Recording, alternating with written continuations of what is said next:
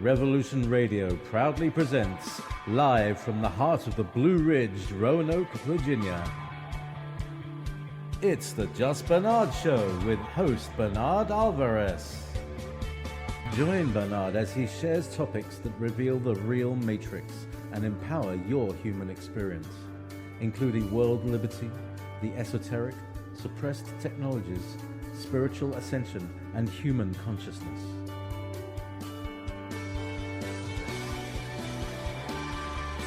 Humanity has awakened, and our time has come to realize our full potential.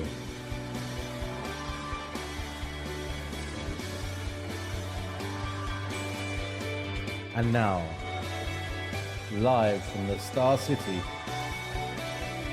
your host, Bernard Alvarez. So enough about that. I'm really excited today to have Hugh Newman back on the show. It's been a couple of years since the last time he was here. As a matter of fact, I believe his last time with me was on GIC TV back when I was with GIC, and we had been talking about Earth grids. Let me tell you a bit about Hugh Newman. He is a world explorer, megalithomaniac. He is the author of Earth Grids, the secret pattern of Gaia's sacred sites.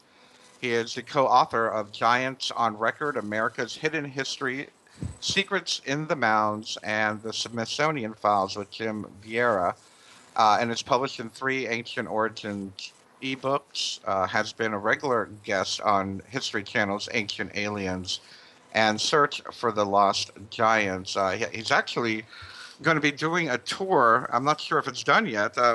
Maybe later this month. You can remind me if I'm right or wrong, Hugh, with Brian Forster, who was just on the show a couple weeks ago. But let me welcome Hugh Newman to the show. So welcome back, Hugh. How are you today? I'm great, thanks. Thanks for having me on. It's a pleasure. It's a pleasure. I'm glad you have the time. If it's okay, I'd love to share with everybody your new move and where you're living now.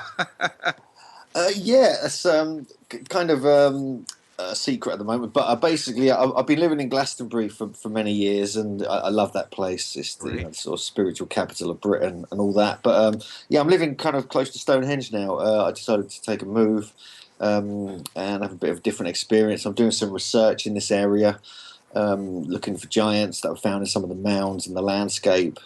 And there's actually some archaeological digs taking place here, right near where I am, right in the middle of the landscape. So I'm quite excited by this, and we're gonna be running little trips and tours from here as well. So yeah, it should be interesting change. That's great, and it's like I said, it's exactly where you need to be. Exactly, yeah. So congratulations on the move. Speaking of the Giants, somehow I missed the Giants book, and I didn't have a chance to look into that. Tell us a bit about the book. What was the motivation behind the book, and what did you find? Where did you look? What was going on? Well, the book is co-authored with my good friend Jim Vieira. We've been working together for a few years, just looking at the mound culture, the megalithic sites in New England. And both of us got into the whole giants thing, because the more we looked into sites, the more we found that giant skeletons or bones were often found within them, specifically in North America. I'd already done some research in England, which we're now continuing with our second book. And but we kind of put our heads together. We met at a conference I organised in New England in 2011, one of our Megalithomania conferences. I met Jim there. Ross Hamilton was speaking. He's become like a mentor to me and Jim. He's like the sort of, we call him the godfather of giantology. It's a name, kind of little pet name we give him. Cool. I'm not sure if he likes it or not, but that's what we call him. And yeah, and really, Jim started collating accounts from old newspapers, town and county histories, even the Smithsonian annual reports, old diaries, and various other places, and collated over 1,000 of them. We've actually got probably 1,200 now, just in North America, of like extremely tall skeletons. This is really odd, because we were kind of looking into megalithic sites and we were looking into mounds, but giants kept being located within them or very near them. And so we know that, and I've always wondered, is there a connection with all these giant legends in Britain that are related to ancient sites? Is this also prevalent in America? And it most certainly is. Ross Hamilton did the classic book, A Tradition of Giants, about 15 years ago. And that kind of triggered both me and Jim to really kind of tackle it from a whole perspective of North America, including the Channel Islands off the coast of California, way up to Martha's Vineyard Island off the coast of Massachusetts. And we find some of them are double rows of teeth, elongated skulls, powerful jaws. There were some very even horned skulls. And it was reported for like over 150 years from different people, different parts of the country. No way they could communicate and create some grand hoax. So there's definitely something going on. And we just wondered why isn't this public knowledge? This is so, basic. The information's there in the record. Why isn't this public knowledge? So we got our heads really into it. We started doing the book. Almost immediately, we got offered the TV show, The Search for the Lost Giants, from History Channel, because they were kind of intrigued, and they were local to where Jim lives. And that kind of went really well. That was good fun. We did a 6-part History Channel TV show, which I think you can watch on various online platforms now. It came out in late 2014. And we've just continued researching. The book came out like 6 months ago, but we haven't stopped researching. And now I'm here, back home. I'm kind of focusing on what's going on in Britain, and what I found just through doing some basic research is mind-boggling already. So watch this space. Wow, that sounds fantastic. And let me ask you, because everyone sees all these pictures online about these giants, and you can never tell online what's real and what isn't real. Were you able to see these skeletons yourself and research them yourself a bit? Seeing the skeletons, looking for the bones, that is the big problem here. Let me just say one thing. I saw one skeleton. I saw one 7'6" skeleton in a museum in Philadelphia. And I've seen various teeth. I've seen lots of photos of these giants and of the bones and various things with measurement things next to them. So there's some pretty good data. But there's two problems here. There's two major problems about why all these disappeared. Firstly, we have the Smithsonian. There was too difficult to go into now, but it was like an agenda called Manifest Destiny. There's also evolution and Christian beliefs and other things were formed this kind of cover-up to cover up the giants that are being found in the mounds, because obviously these were very sophisticated, clever people. And it didn't fit in with the agenda of Manifest Destiny, because with that agenda they want to kind of take over the land, take over the whole of North America, and shovel the Native Americans into reservations, which is a really bad thing. And so there was kind of an agenda. It wasn't necessarily just to do with unexplained discoveries. There was more to it than that. But we cover that thoroughly in the book. We go into detail. We just lay it all out. All the kind of investigative reporting we did, and it tells its own story of what really happened and who was involved. But as for seeing the bones ourselves, it's really difficult because they all got disappeared by the Smithsonian. Then in 1990, the Nagpur Act came into force, which is the Native American Graves Protection and Repatriation Act, which was a collusion between the government and Native American tribal leaders and things like this. And so anything that was on display, and there was a lot on display in the 1980s, for instance, at museums and private collections, in colleges, all of them. These were giant skeletons. I'm talking about giant skulls, bones, everything, and they all got taken away and reburied because that was the law. And it's such a strict law. They made it so strict that even if you have a bone or a skull or anything in your possession, you can get fined heavily and put in prison. And so there's a real kind of, so we feel that's part of another agenda to cover this up. Right. It's not just, with respect to the Native Americans, and we do understand they want to rebury their dead and things like this.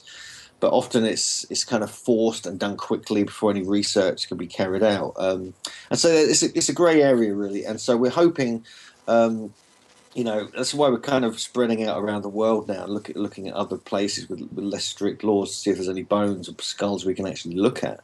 Because, looking at the dead is not the most PC thing to do. So we want to kind of tread carefully in this whole realm. Of course. And I'm wondering now. You're saying that a lot of perhaps the Native Americans had reburied them. Is that the consensus that this was a Native American tribe, or is there any knowledge as to how long ago they were on the earth, or what type of communities they were a part of? Certainly, yes. I mean, it varies obviously all across the country because it's so vast, North America, that we have extremely old remains that are quite tall, 6'5" to 7 foot, down in Nevada. With the Lovelock Cave discoveries and Humboldt Lake and places like this. Also on Catalina Island and the other Channel Islands off the coast of California. Even going down into the Sonora Desert in Mexico as well. There was many discoveries, and the Smithsonian were involved with them. So we think these might have been an older culture, especially in the Nevada area, dating back to around 6,000 or 7,000 years ago. And then, the Adena culture, probably around 1000 BC to, 500 AD, something like that. They were a very powerful, strongly built culture. Many of them were giants in the Ohio Valley area and West Virginia and that whole kind of Midwest area. The Ohio, Kentucky, Indiana, places like this going up to the lakes.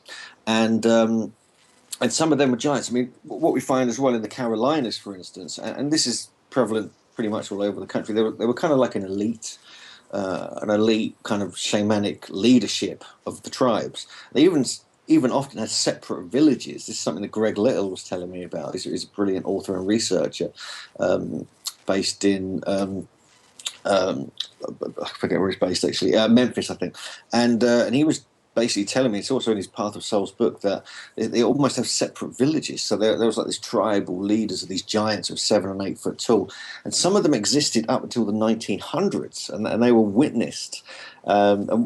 And so this really blew our mind when we started looking into this, because there were live giants being witnessed from the 1500s by the Spanish explorers all the way up to the early 1900s by the presidents of the United States. Wow. We have a chapter called Early Explorers where we look at that, and who witnessed them and wrote it in their diaries and things like this, including Sir Francis Drake, all the famous Spanish explorers, Captain John Smith, and so on and so forth. And then we have the presidents who witnessed the Osage Indians, who were over 7 foot tall and powerfully built. They were described as like a royal class. And so the list goes on. The more you look into it, it's not just bones found in mounds. There's a lot more to this. There's eyewitness accounts.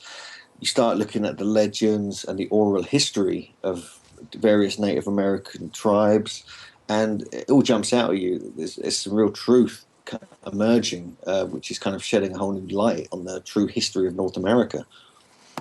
And I thank you for sharing that, because we never hear about that here in the United States. So I'm glad this is being brought out to the surface. Now, you had mentioned the mounds. Now, here in the Ohio Valley, I'm in Roanoke, Virginia, so I'm right next to West Virginia and pretty close to Ohio. In the Ohio Valley, is that where the Serpent Mounds are? And was there any evidence there? Yes, actually, yes, there is. I mean, it's all the same kind of culture. It's all the same, that whole area we're talking about here. It's all divided up now into different counties and all that kind of stuff, but it wasn't then probably. There probably had different variations on that. But yeah, the Serpent Mound, Ross Hamilton's done a ton of brilliant research on the Serpent Mound, but I went up there in 2012, actually hung out with Ross and another researcher called Jeffrey Wilson, and yeah, I mean, directly in the Serpent Mound itself, no, there weren't any giant skeletons found, but the mounds around it, some very tall, they were described as very tall ones were found. There's even a 7 foot one was found and reported by Frederick Putnam, who was really the only excavator there, like in the late 1800s or early 1900s. And these were described as very powerful jaws. They were often... sometimes extra teeth were mentioned, the supernumerary teeth phenomenon, double rows of teeth and things like this. But as you spread out and go through Ohio and West Virginia, that is like the hub. That is like the capital city of giants, that whole area. And like everything else, it gets less and less the more you spread out. But it literally, the giant discoveries have been found across the whole country. And we worked with a researcher called Cecilia Hall, and she helped us put a database together on Google Earth. So at the end of the book, we put like a gazetteer of all the giant accounts in the book, and the whole country's covered. It's like, wow. It's not just one area, and so we're talking about a continent here virtually. It's not just like, it's like the entire part of Europe, part of Russia is the same size. You know what I mean? And so you know, we're talking a massive culture that stretched over epochs of time, and it must have this amazing history, yet it's completely written out of the history books. Yeah. It's just not there. And we just can't believe it. I mean, I'm an Englishman who just got interested in it, and it blew me away. And so me and Jim just decided to put our heads together and just do a book about it because it's so compelling. And there's so many different angles to take. I mean, we went in it from the angle of ancient sites because we're both fascinated by these ancient sites. The more you look into it, the more you find the giants. And it's, well, actually, they must have built them then. Well, they were certainly involved. And so, yeah, there's a lot going on there. And I mean, our book, I mean, we did as much research as we could, but more discoveries are being made. More newspapers and journals and old diaries have been put online. More people are going through microfilm in their local libraries from the 1800s and finding more photos and accounts and discoveries. And so, yeah, it's like a team effort. We encourage people to do their own research and share it about. And let's get this out there. And hopefully we'll get to a point where you can't be ignored by academia. Yeah. Be taken seriously for once. And academia has a way of ignoring things that they're not comfortable with, don't they? Absolutely. You mentioned sacred sites in America, and that's a funny thing for me to hear because either they're not spoken about, or they're not, or they've just been plowed over and turned into a strip mall or something, or a condominium. But how many sacred sites have you heard of in the United States? I know this is kind of your specialty, sacred sites. The only thing we know of is the Serpent Mounds and maybe the American Stonehenge and some of the things that we might find up in New England. But is there more than we're being told? Have you seen or been able to visit or heard about any more sacred sites in the United States? Yeah, I've travelled around quite a lot actually. Been on a few road trips with various people, and I loved it. I mean, New England is fascinating because that's where Jim's based. I've got a whole network of friends up there. So when me and Jim were working on the book, we were travelling to lots of sites. But up there, you have mainly megalithic chambers, like they're like burial chambers, or what we call long barrows, or and they're made of stone, dry stone walling with big roof slabs and doorways. And these are very interesting. They've got very powerful energetic effects that have been recorded scientifically. And in New York State, we have it as well. There's a friend of mine, Renee Fleury, she works in the whole Ninham State Park area and all the megalithic sites there. There's a couple of stone circles. There's massive monoliths all over New England, all the way to Martha's Vineyard. There's a dolmen where they found a giant.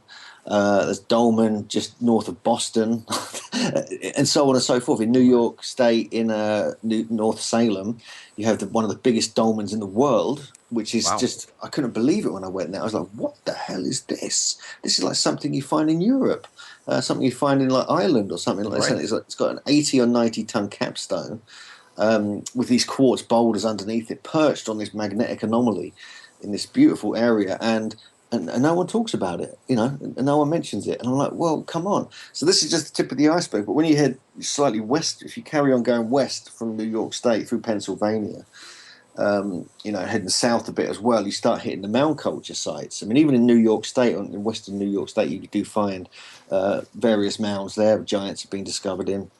But when you reach sort of western Pennsylvania, and then West Virginia, Ohio, Kentucky, all that area. Then you go up north to Michigan and Wisconsin, and then the mounds are everywhere. I mean, there's 100,000 recorded earthworks, 100,000 plus. There are 10,000 known earthworks now that have survived, or more. I think just in the kind of that general area, all down the Mississippi, all the tributaries off it, going into Louisiana, Alabama, all the way to the Gulf Coast. Obviously, you go to the other side of the Gulf Coast, you start hitting the Olmec world. It's another area I've been exploring for a very long time. So it's crazy. And then you head right over to the west. All along the west coast, you find these huge midden and shell mounds going from right down near San Diego all the way up to the Canadian border. Some of them were huge. They had giants buried in them. You go on to Catalina Island and the Channel Islands. Catalina Island, there was a Spanish missionary back in the early 1600s wrote an account of a stone circle being on that island, and they were worshipping the sun god and doing all these rituals there. And so yeah, there's a lot going on. A lot of it's been destroyed though, but a lot of the major sites, the mound sites, you can still visit. But people, I don't know what it is that people just don't. They're not promoted. Yeah. They're not in America. They're not people that haven't got that much interest in them. But when you look at them and you start looking at the maps and things like this, you realise they're incredibly sophisticated, as much as the ones in England are, or Britain, or Europe. You look at like the Newark earthworks, the beautiful, sophisticated geometrical forms, massive in the landscape, stretching miles across, perfect geometries using sacred number systems and geometries.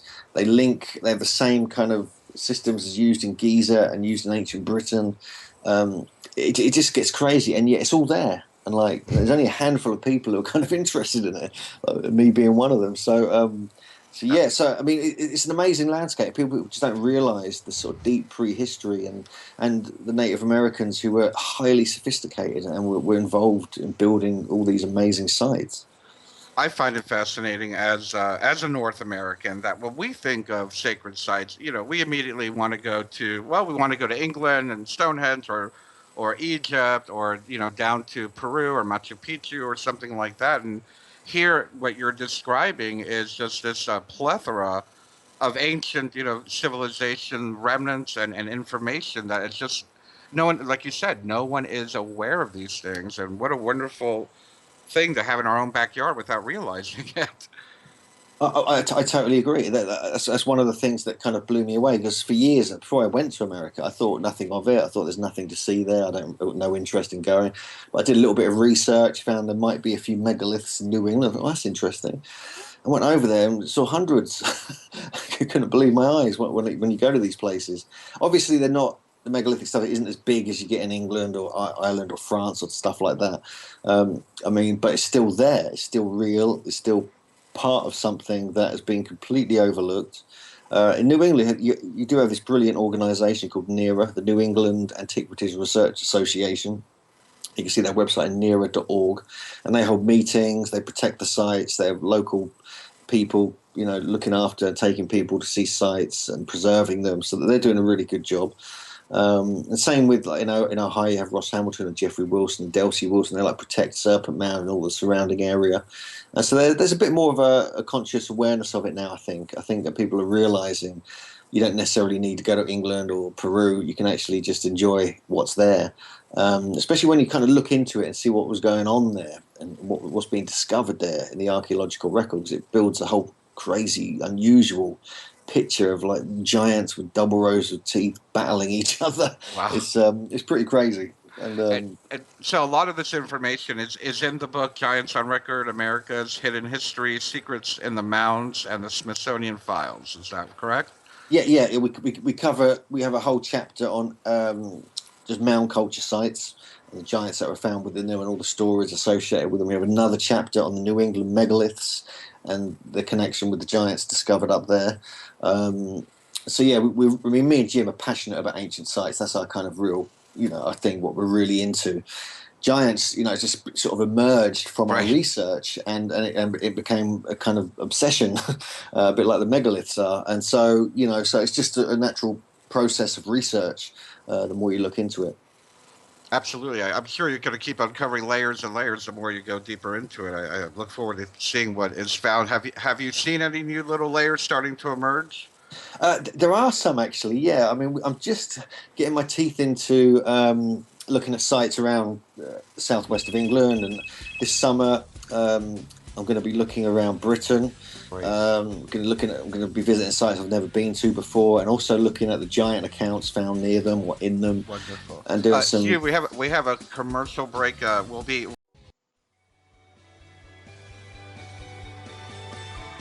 And now back to your host, Bernard Alvarez. And welcome back to the Just Bernard Show here on Revolution Radio at freedomslips.com. We are the world's #1 supported talk radio. So please continue supporting us, and we thank you for listening. If you're interested in learning more about the work that I'm doing beyond the radio show, you can always go to my brand new website at bernardalvarez.com. So let's continue our discussion, Hugh. We've talked a little bit about the sacred sites here in the United States and the giants. I see now that you're also working with James Swagger on Megalithic Odyssey. Are you guys still doing that? Yes. Yeah, I've been helping James out with that. We've been doing a bit of filming. We've got a few other things planned for this year. Yeah, it's a good little project. I think it's fascinating. I mean, I'm sure you know so many megalithic cultures around the world. It just amazes me how many are still available to visit. No, that's true. I mean, it's remarkable. I mean, if people just don't, it seems to be a lack of interest, like you mentioned North America, but they are just so mind blowing. If you actually get into it and you start looking at the background research on it, and then you visit them, and then you kind of have this sort of awareness of what these sites really are, and then you can just often many of the most amazing sites I've been to are often empty. There's no one there. Yeah. So if you're lucky and you catch it when there's no one there, it can be quite remarkable.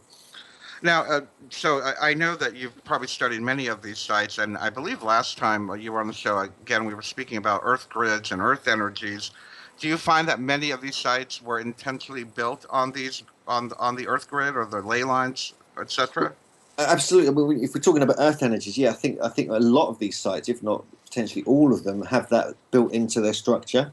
Um, the one thing I've noticed, I mean, I'm a bit of a dowser. I've got my good friend Sean Kerwin. He's an expert geomancer and dowser. He's been teaching me, and everywhere you go, you find earth energy currents, you find telluric currents, you find underground water, you find sort of geodetic spirals, and so on and so forth. And if you can detect these, after a while, you kind of get to a point where you just know that they're there, because almost every site kind of has them.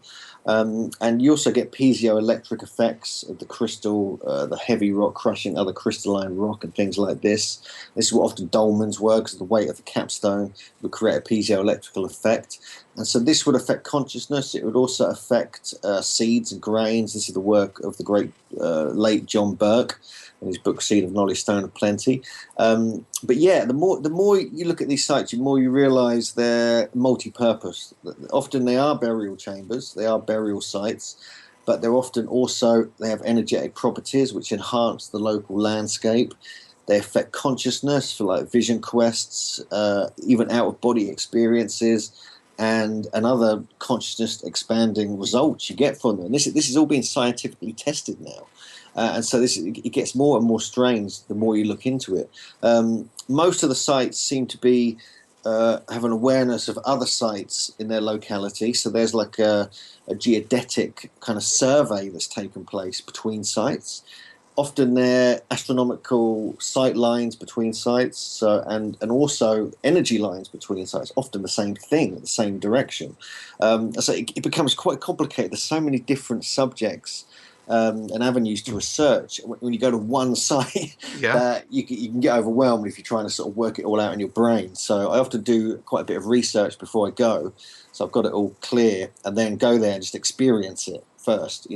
Go there, just clear my mind, experience it, then bring all what I've read back in, and do it like that. Right. So you don't get overwhelmed, because you can. Some of these sites have an overwhelming energetic effect, and they still function, because they would. John Burke was testing seeds and grains and the energy effects of sites even just a few years ago, and they were built potentially thousands of years ago. He was doing stuff in England at Avebury, Stonehenge, Silbury Hill. He was doing stuff in North America at Serpent Mound, the chambers in New England, and all around the world at every other site on the planet. And I think the way we see technology now is different to the way the ancients saw it, and they would always build something that was multi-purpose for the good of all, for the good of the community, and for the good of generations to come, not just their own generation. And they were so effective at it, they worked thousands of years later. So we must thank the ancient ones for building such amazing temples and technological sites. Absolutely. And when it comes to earth energy, I was trying to explain it to a friend of mine, and hopefully you can help a little bit with this. I was speaking about how we have people out there, and I know several people that are trying to do their best to, either using crystals or water or something like that, trying to heal the earth grids. And somebody said, well, what do you mean heal the earth grids? What are they doing? I said, well, I guess we could look at it the way the Eastern, Eastern medicine, where the human body has chi meridians, and that's where the life force energy flows through our body. That the same can be said for the Earth, that the Earth has these energetic meridians that, I guess we could call it life force energy for lack of a better term. Is that kind of a good comparison that this is kind of like the Earth chi Yes. system?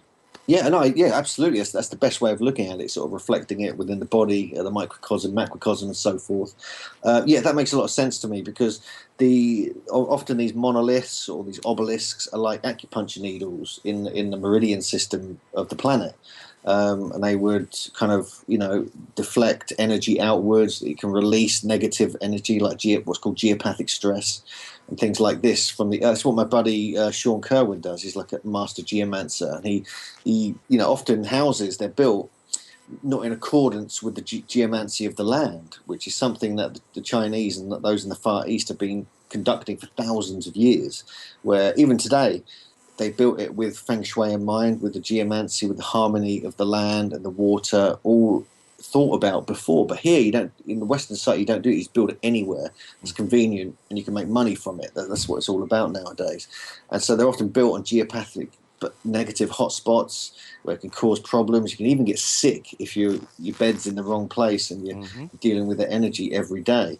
And so there's lots of different angles to look at this from, and expert geomancers are what you need to kind of help fix that. But there are so many different types of energy as well.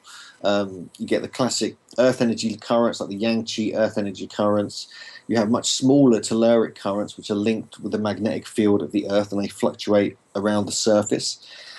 And they travel in accordance with the sun rising and setting through the day and through the year.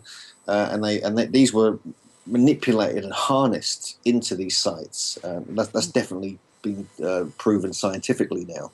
But underground water is an interesting one because that can make you sick as well. Yeah. And you can drain, it can, like, literally, no pun intended, drain your energy. And you can feel tired if you've got underground water pulling your energy down. And so, yeah, there's certainly different aspects. And I think underground water was manipulated by the builders of these sites because megaliths and the mounds, in various different sites, they go much deeper into the ground than people realise. Like Stonehenge, for instance, the stones are almost twice as long as what you see, but they're under the ground. So there's like almost another Stonehenge under the ground. And the same with the mounds. Often they found these burials. Before they built the mound, they dug into the ground deep, often 60 foot deep below ground level. We found one example, 60 feet below the ground level. A burial chamber, giant skeleton put in it. And one of the ones in Indiana even had a jar of seeds in it, of corn nibs or whatever. And obviously this was buried there for hundreds, if not thousands of years. And then they sort of fill it all in. Then they build the mound on top. And so there's very deep levels we're talking about. But when these corn nibs were taken out and they were planted, even though they were hundreds or thousands of years old, they had brilliant yield from them, and they were a high quality crop. And so we know that the ancients definitely had an understanding of very advanced agriculture. So this is just one example of that. Yes, absolutely. Wow, that's so fascinating. And I guess the same could be said for sites like Easter Island. I believe those monoliths are bigger than what we're seeing as well, correct? Some of them are still buried. Yeah, you get a lot of build up there of dirt, and they're potentially much older than people say as well. But most of them, are out on the surface. I went there in 2012, had a good look round, and a lot of them are on platforms. They're like, and these are often polygonal blocks, actually, like you get in Peru, platforms, often with very interesting relief carvings, very similar to Göbekli Tepe, in fact, with these beautiful Moai statues on top. But there are other ones that are buried in the ground, and they've dug around them and found they're actually much taller than the ones that are on the surface. So whether they were deliberately put there, whether it was done like that for a reason, or whether debris and dirt just built up with the winds, sea winds over time, we don't really know. Fascinating. Now, and so what's coming up for you, Hugh? I see you're going to be doing a tour with Brian. Is that this month? No, we're doing one with Brian in November. Oh, in November. Okay. Yeah, we're doing a tour we do our annual, every year we do it, to Peru and Bolivia. And we have our very special guest, Jim Vieira, is going to be joining us, who I co-authored the book with. He's actually a stonemason as well. So we want to get his insights into, how they moved and worked with stone, because he works with stone every day. But also, while we're there, this is going to make it more fun. We're going to be researching giant accounts while we're there, kind of on the tour, so people can get involved with the trip and get involved with our research, on the ground. So we might discover stuff. We often, it does sometimes happen. Like when we found this plaque, this small bone plaque, at this Göbekli Tepe Museum, which had the first pictorial representation of Göbekli Tepe ever in history. And we kind of were the first people to spot it in the museum and make a big deal out of it. Andrew Collins wrote a huge piece about it. So you never know what you're going to find on these trips. But we have quite a lot. As Megalithomania, which is my kind of organisation, we do have quite a lot of trips we do every year to, Mexico and Egypt. We're going to Egypt and Baalbek in September with Andrew Collins and the Kemet School. Next year we're going to Angkor Wat and Gunung Padang in Java with Andrew Collins again in March. Mexico, we're doing with Brian in February. But people need to check out the website. There's too much. I was going to say, my goodness, you have quite a full schedule ahead of you. We do have quite a lot going on, and there's a bunch of conferences we're involved with this summer. James is putting on this brilliant Megalithic Odyssey conference in August. So if anyone's in England, highly recommend people come to that. It looks like a brilliant lineup. People if they just check out hughNewman.co.uk or megalithomaniac.co.uk. It's all on there. They can see everything we're up to. That sounds great. Wonderful. And I hope you guys are going to be doing one in North America one of these days.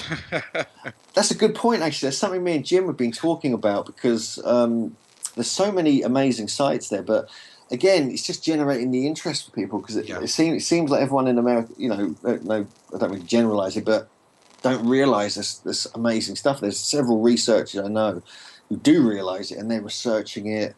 A whole bunch of people, and it really is, it really is much more there than people realize. Absolutely. And you said you're going to be touring with the Kemet School as well. That should be very fascinating to have all of those guys there. Is Stephen Mailer going to be a part of that? Stephen's not going to be a part of this one, unfortunately, no. But Patricia and Youssef and Mohammed, all the crew are going to be there, and it's good. Me and Andrew Collins are going to be kind of doing it with them. Sorry, Andrew's done some outrageously good research on Giza and Egypt. He discovered what's now called the Collins Caves underneath the Giza Plateau, which his book Beneath the Pyramids talks about. So we're going to be trying to get close to the entrance. We shouldn't be saying this really, but we're going to be trying to just have a look at some of that if we can. And Youssef and Patricia have access to everything, so we're going to have some very intriguing looks at things that often people don't get a chance to look at. So we're quite excited about that. That's happening in September. Oh, so that's pretty close. Wonderful. That's great. I mentioned that because, as a matter of fact, Stephen's going to be on the show next week. Which I'm looking forward to. do send him my regards. I certainly will. I love speaking to all of you. Is there? You said that you were thinking about putting some tours together where you're living now. Is there anything in particular that you're researching or looking forward to maybe either exploring or touring in the area where you are? Yes, there is. Just being in the heart of Stonehenge landscape is quite an interesting place to be. Having been in Glastonbury for a very long time, which is a wonderful, amazing place. I'm very intrigued by this place because I've literally got mounds. I can see them from my window. They're in my garden virtually. So, many of them haven't even been excavated. So, I'm going to do a lot of research in this area, but I'm going to be going across Britain and meeting up with various researchers. A fellow researcher of mine, J.J. Ainsworth, is going to be coming over. We're going to be doing some explorations in Wales and up in Scotland. And it's going to be a proper research summer, hopefully mostly in Britain this year. So we're very excited about that. And who knows what we're going to find. We're going to just... Often you have to get to these places. You can't just rely on the internet or books and things like this. You have to get out, get to these places, take a look for yourself. And more often than not, 60 or 70% of the time, you find stuff you never knew about, you'd never seen a photo of, you'd never noticed that before. There's artifacts or there's small carvings on some of the rocks that have never been documented. So you just don't know. You've got to get out there. And so during this summer as well, in fact, all year round, if people get in touch with me, I can, we do like private tours. We can get private access to Stonehenge, so you can have it all to yourself, go in the stones and things like this. We go to Avebury, the biggest stone circle in the world. We do little day tours. People just get in touch. We can do whatever. They can, they can come and stay here, and we can show them around. It's no problem. It's fantastic. I got to get over there. You're most welcome, Bernard. And I do understand that the idea of being there. There's a big difference of standing either in it or around it or next to it, and the feeling that you get when you're in these places. As far as that, where would you say you have felt the greatest? I don't know if you want to call it energy or a change of consciousness. Is there any particular place that comes to mind that really kind of shook you a little bit? Oh my God, they all shake me, crikey! They all do it. It kind of. I'm like a little boy in a toy shop. Every time I go to any site, it's like I just turn it. I just go into the zone and just get highly excited. But I've had some quite mystical experiences, if that's what you mean. When I was on St Michael's Mount once, which is on the far southwest tip of England. They found giants on there. We're going to be putting that in the book as well. A giant skeleton was found on St Michael's Mount. We couldn't believe it when we found that out. But I went into this crypt, this kind of below the church, this chapel that's built on St Michael's Mount. And I went into this state of kind of bliss. And I couldn't believe it. I was absolutely blown away. And I was like, I just felt like I was enlightened or something. I just had this crazy, beautiful feeling, like an angelic feeling. Couldn't explain it. Walked out of there, and it went away. I was like, "Whoa!" And then they locked the door, so I couldn't go back in. So that inspired me. Also, when I was at Giza, I was actually there, strangely, on December the 21st, 2012, of all dates. Yeah. And that morning, or the morning before, we got access. I was with Kerry Cassidy from Project Camelot. Yes, I remember that. And a whole crew. And we went down there, and I was extremely sick. I got some really bad food poisoning, really bad. I was suffering. I thought I was going to die. It was horrible. But I couldn't not go into the subterranean chamber of the Great Pyramids. I had to do it. So I struggled, got down there. You have to crawl down this tiny little passage. It's really painful. I was aching all over. I got in there, and within like 1 minute, I wasn't sick. I was 100% better. I felt completely good and healthy and vibrant. I was like, what the hell is going on here? And I was like, so I actually got the camera and spoke how I was feeling to my camera and sort of recorded it. And I asked everyone else, did they feel anything? They said they didn't really notice any difference. They weren't sick. And I was like, and I was completely energized, felt good. I wasn't coughing. I didn't have any aches and pains. I was like, this is crazy. Is this just coincidence? Have I just got better coincidentally right now?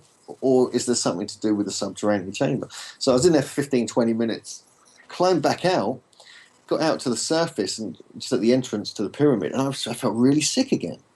And so that really blew my mind. That was a real kind of eye-opener as to what the energy of these sites can do. It's almost like it neutralized, or kind of was in such powerful energy, it just, whoever was in that would be kind of not necessarily healed, but neutralized, if you know what I mean. They wouldn't be suffering for that time they're in there.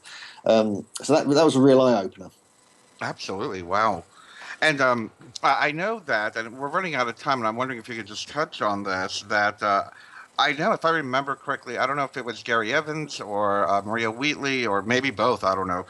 They were doing some research as far as like the acoustics of these and how that alters the state of consciousness while you're at some of these megalithic places. Have you been able to experience anything like that with sound or whatnot? Yeah, we did an experiment just recently at our Megalithomania conference we do every May. Oh, cool. We had a brilliant author called Steve Marshall. He lived in Avebury for many years, and he's written a book called I think Discovering Avebury, and it is a brilliant book. I do recommend people get that if they're going to get any book on Avebury. It's amazing. And he did some acoustic experiments in West Kennet Long Barrow, which is the big megalithic long barrow right near to Silbury Hill and Avebury, and we had loads of people were just having very strange feelings and effects happening right there and then, and it was quite bizarre. So yeah, you do get that. And I think, and James Swagger, he's been doing some good research on that as well at the sites in Sardinia and in Malta. And I was involved when I was in Malta in 2007 with Paul Devereaux and a whole bunch of researchers who went into the Hypogeum, which is the underground carved out megalithic underground complex, and they were doing these very advanced acoustic experiments, and they spent the whole night in there. They got permission for the whole night, and some energy thing happened in the morning, and they lost everything. They lost all the recordings. Oh no! They couldn't believe it. It was like the sort of fairies or the elves were sort of playing tricks on them. But we're all having crazy effects in there as well, and I think that's part of the design. It's like the natural earth energies, the acoustics, linked with the astronomy, and the sort of geodetic connections with other sites is all part of the kind of grand plan of these megalithic sites. Absolutely. It seems as if these architects or engineers seem to have a lot more information and perhaps layered all these aspects into the build themselves. Wouldn't you think? Yeah, no, I think so. I think people underestimate the sophistication and the cleverness of the builders. They kind of, I mean, when you get a mindset of somebody who doesn't know much about this stuff, going to one of these sites, they just see it as a bunch of rocks in a field. They don't see it as anything else, right? And they don't take, But when you look into it, and it's people like Alexander Thom. He was like a brilliant archaeoastronomer, mathematician in England. He was working in the 50s and 60s, and he surveyed 300 stone circles in Britain.